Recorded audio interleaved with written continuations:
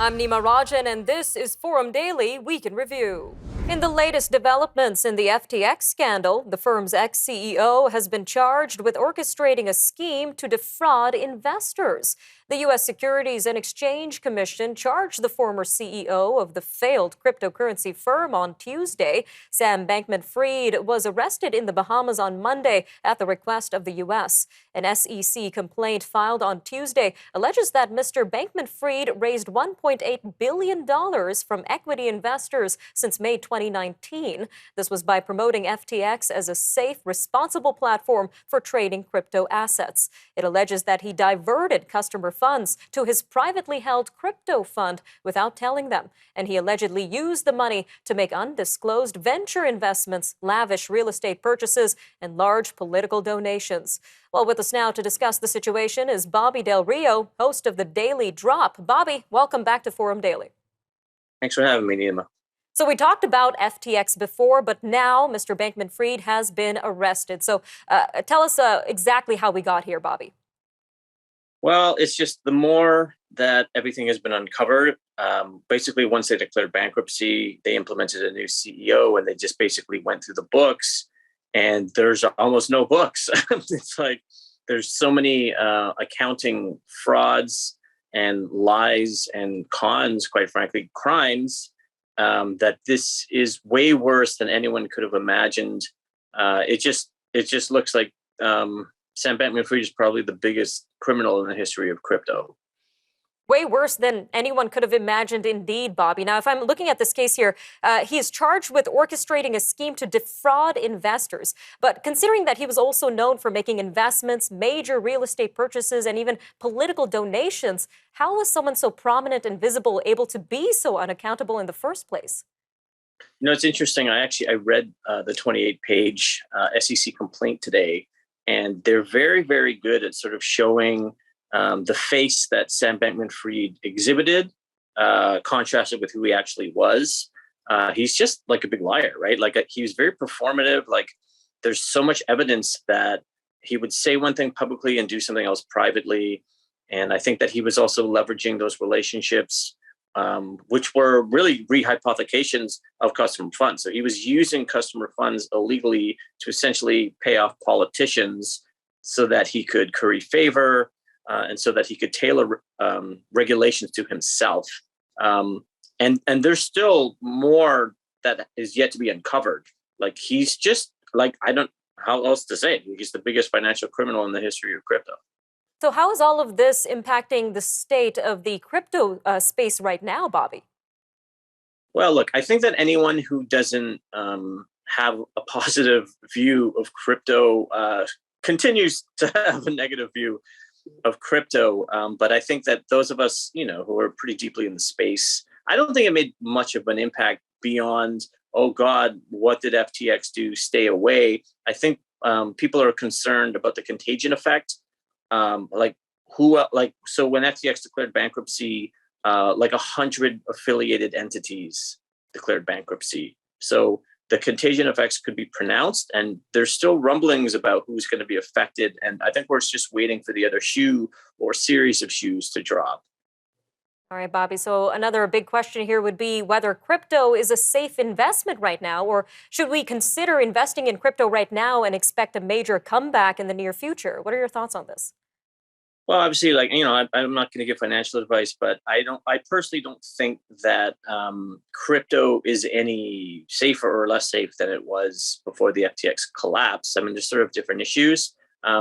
Personally, I think that if crypto is something that you are interested in investing in, it's probably better now because there's going to be more regulations. It's going to be way safer. There's going to be more transparency. They're starting to go after the bad actors vigilantly. So, for the same reasons anybody would have invested before, I think there's actually more reasons to invest now. All right, Bobby, a quick 45 seconds left here, but anything that crypto investors can take away or learn from the scandal?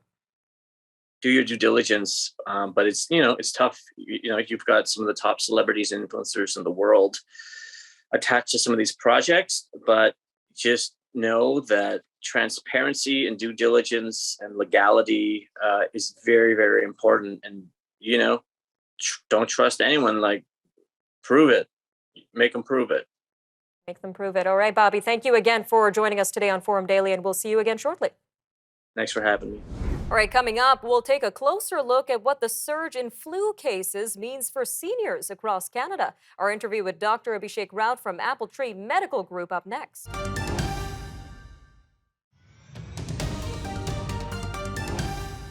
As hospitals continue to battle a surge in respiratory illnesses across the country, doctors say influenza spread is starting to hit older adults. Recent data from the Public Health Agency of Canada shows that children under 5 still made up the highest number of hospitalized flu patients. But surveillance levels indicate that the rate of seniors being admitted for the flu isn't far behind. Infectious disease specialist Dr. Isaac Bogosh in Toronto says there is a perfect storm of a monster flu season. This without enough people getting the flu shot, as hospitals nationwide are overstretched dealing with COVID-19 and RSV.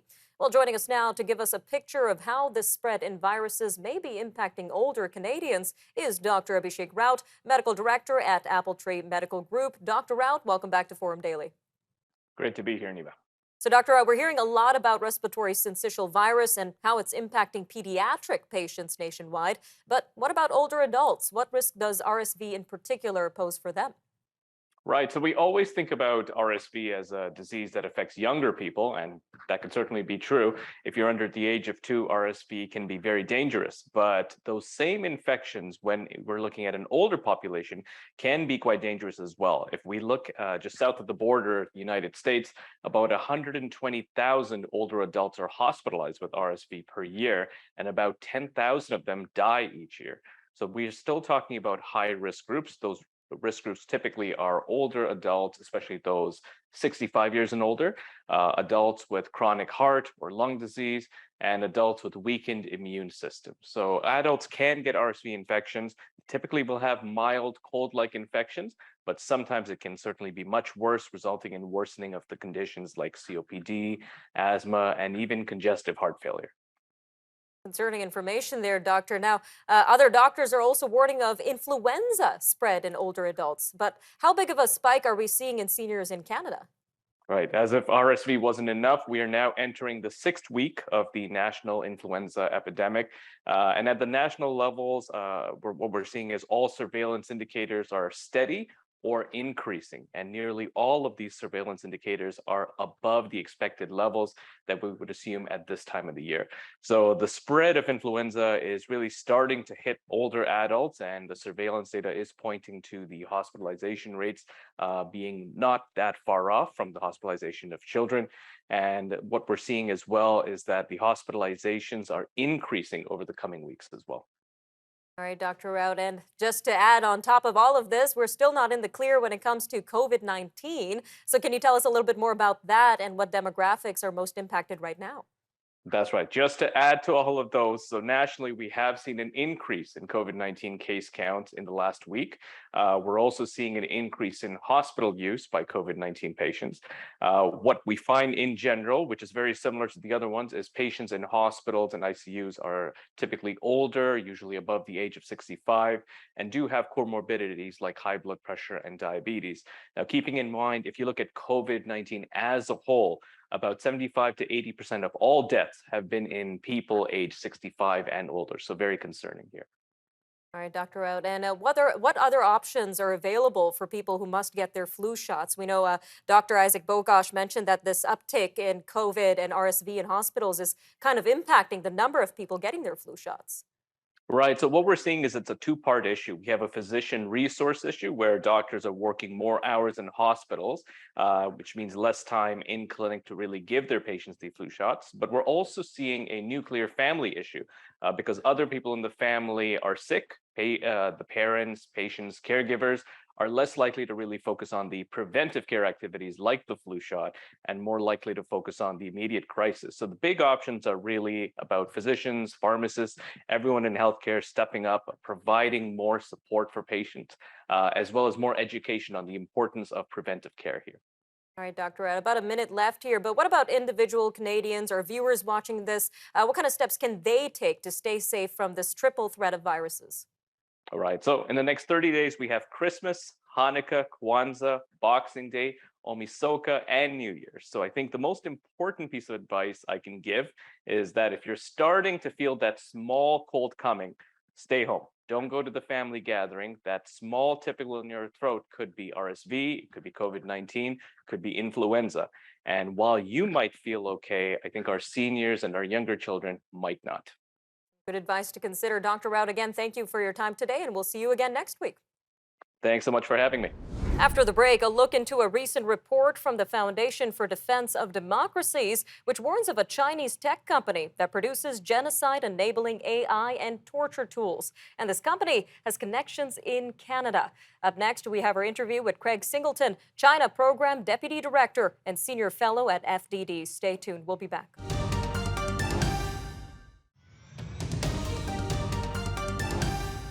A recent report from the Foundation for Defense of Democracies warns of a Chinese tech company that produces genocide-enabling AI and torture tools. And what's interesting is that this company has connections in Canada.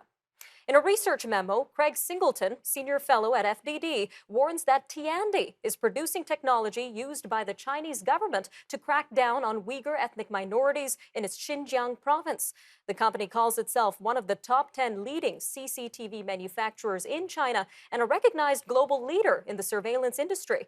But Mr. Singleton says Tiandi is also involved in producing torture tools. Well, joining us now to tell us more about Tiandi and Canada's connection to all of this is Mr. Craig Singleton himself, Senior Fellow at the FDD and China Program Deputy Director. Mr. Singleton, welcome back to Forum Daily. Thanks for having me. So a very interesting memo you posted recently. Can you tell us a little bit more about Tiandi and how it got under your radar in the first place? Absolutely. So Tiandi first came to our attention as we were researching the growing and problematic relationship between China and Iran. And we started to see a lot of public statements from Iranian security officials that they were thinking about using Chinese AI to crack down on the current protest movement. And as we dug deeper, we found out that one of those companies was Tiandi. And from this information, you're saying Tiandi produces genocide-enabling AI and torture tools for China. Some very strong wording there. So can you tell us a little bit more about this? Absolutely. All the information that's contained in our memo on Tiandi's operations was hiding in plain sight. It was included on Tiandi's website, in its promotional materials, even on the company's Instagram page. Among other things, we examined the source code that is associated with Tiandi's products to understand how this ethnicity tracker tool worked. The tracker works by determining whether someone is Han Chinese or Uyghur just by scanning their face, whether it's a picture or a live image from a Tiandi camera.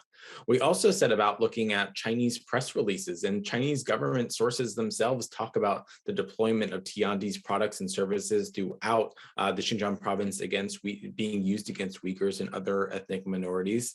And on the Tiger chairs themselves, Tiandi publishes information about them on their website. They talk about how they sell them to different parts of the Chinese security apparatus, and they talk about how they can be used to detain individuals in very painful positions, often for hours and in some cases days at a time.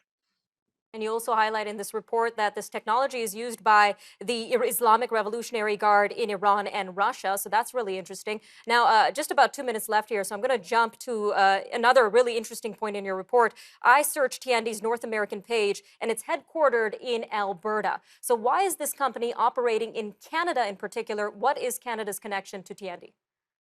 It's a great question for Canadian authorities to investigate, and I think hopefully they will now that this information is known. We have a lot of working theories about why Tiandi chose to set up shop in Canada, but we think one of them has to do with the fact that the company was seeking to avoid detection by U.S. authorities if it had opened an office in the United States. What's clear, though, is that companies like Tiandi shouldn't be allowed to operate at all, and they shouldn't be able to sell their products in the Canadian market, particularly as Ottawa takes a stronger stance against Beijing. So what sort of steps are you calling for officials in Canada in particular to take regarding these new revelations here? Absolutely. Like in the United States, Canada has existing authorities to levy sanctions and other punishments against human rights violators. And we think the case for Tiandi is open and shut. Efforts should be made to not only close and sever Tiandi's office that's operating in Alberta, but also to terminate the company's operations as well as to target the company's ownership themselves, really making sure that they don't have access to visas, to potential residency permits, and really just making sure that this company can't leverage Canada as a springboard to the rest of North America. We think that there is a lot that can be done. What's really missing right now is the political will to do as much, and hopefully that will change now that this information is public. All right, Mr. Singleton, about a minute left here, but for some perspective, what's at risk here if action is not taken by our Canadian officials regarding Tiandi's operations? I think one of the most alarming things that we've seen just in the last few weeks as the Chinese government has cracked down on the zero COVID protest movement is the use of technology and surveillance tools to maintain regime stability in autocratic countries. Countries like Iran, like Russia, like China are relying increasingly on artificial intelligence and advanced technologies to maintain public security. What we fear is that these sorts of technologies could become pervasive here in other parts of the world. And that will just make it more and more difficult to eliminate them, to rip them out of our systems. And I think we learned that lesson the hard way as we were sort of working through some of the challenges related to Huawei technologies. All right, Mr. Singleton, thank you again for your time today. Thanks. An interview with Dan Kelly from CFIB up next.